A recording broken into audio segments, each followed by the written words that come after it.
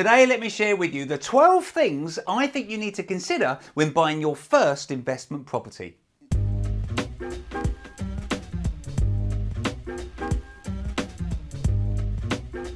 Hi, my name is Tony Law from Your First Four Houses, and my channel is all about helping you achieve financial freedom through property. If this is your first time here, be sure to subscribe to the channel and click the bell notification icon so you don't miss out on any of the free content that I share each week. So, in today's video, I wanted to give you the 12 things I think you should be considering when buying that first investment property. However, I've actually gone and put together a 50+ point checklist for you, which means that when you go through this checklist, you just go down the whole checklist, just ticking off one box at a time. It will mean that you won't miss out on anything really important when buying that first investment property. If you just wait to the end of the video, the link's there, just click on that and you can have that for free with my compliments. So the first thing I want to say to you is, before you even start looking at properties, you need to go and get some serious tax advice from a competent tax specialist. Don't listen to the people around you, don't listen to the advice that they give you, because they don't know your sets of circumstances. Go and speak to a competent tax advisor, lay down everything in front of him, and he will advise you on the best way for you to buy. Next, you need to connect with a competent mortgage broker, and it needs to be an independent broker, a broker that's got access to the whole of the market. Don't walk into your local bank, a bank that you've been with for 20 years, and say, can I speak to the mortgage specialist? Because that's not in your best interests. You need to understand what you can borrow, and you need to get this sorted out early on in the process, because getting the mortgage in place can often be the biggest cause of delay when buying properties. Next, you need to connect with 5 fab agents. You need to connect with 5 established, competent estate agents. Ideally, walk in and speak to their senior negotiator in each branch if you can. Understand that these guys get really awesome deals coming through their door on a weekly basis. Places where you could maybe add some real tangible value. And so you need to connect with these people and keep that connection going on a regular, weekly, or certainly fortnightly basis.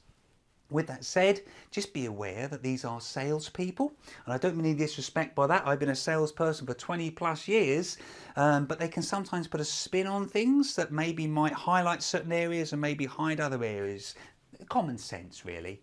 Next, you need to go and see 10 properties a week. And by that, I don't mean looking on Rightmove and looking at 10 properties. I mean you need to walk through the doors of 10 properties a week. And maybe you should be offering on a number of those each and every week. There should be a price whereby if you got it for that price, it's a no-brainer. You would buy it. Next, you need to always be on the lookout for places where you can add value. The property that you're now looking at, is there a way to add real, tangible value? If not, well, maybe it's not the right property for you. Can I be honest with you and say that? When I'm talking about adding value, by the way, I'm not generally talking about a light makeover. I'm talking about something where you can add some real, substantial, tangible value. It's not really related to adding value, but I would also say within this category, look for places where you're actually got the real potential for some form of capital growth. Next, on the property that you've just seen, you need to do some serious due diligence.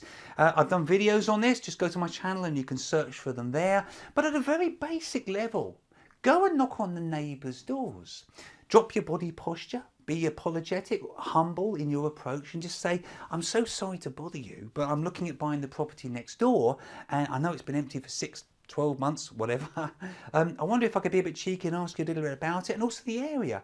If you do that, these people will want to help you. They will give you the advice that you're looking for. By the way, if this stuff is helping you, I would love it if you could take a moment just to click on the like button below. That would really help me, and that would be absolutely wonderful if you wouldn't mind doing that. Next, you need to understand how to calculate the return on investment on this particular property. Now, if you're not sure how to do that, you simply take the annual profit divided by the cash that you're investing in the deal, multiplied by 100. And I did a video that shows you exactly why I think return on investment is a better measure than yield. Although I know I got a bit of flack for that, but I stand by what I said. I think return on investment is a better way of evaluating a deal than yield is. Next, don't charge in. don't be a motivated buyer. Sometimes it's ever so difficult, if you have got cash available or you've got funding in some form, it's ever so difficult not to buy a property.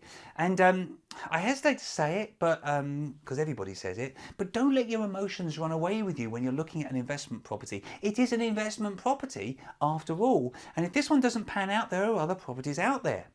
Next, go and get a surveyor from a competent established surveying team, or individual rather, or, and again I hesitate to say it, a competent builder.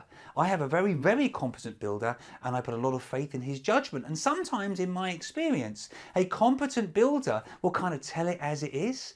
Does that make sense? He won't maybe put a whole lot of disclaimers in his report. He'll just tell you exactly what he thinks there and then.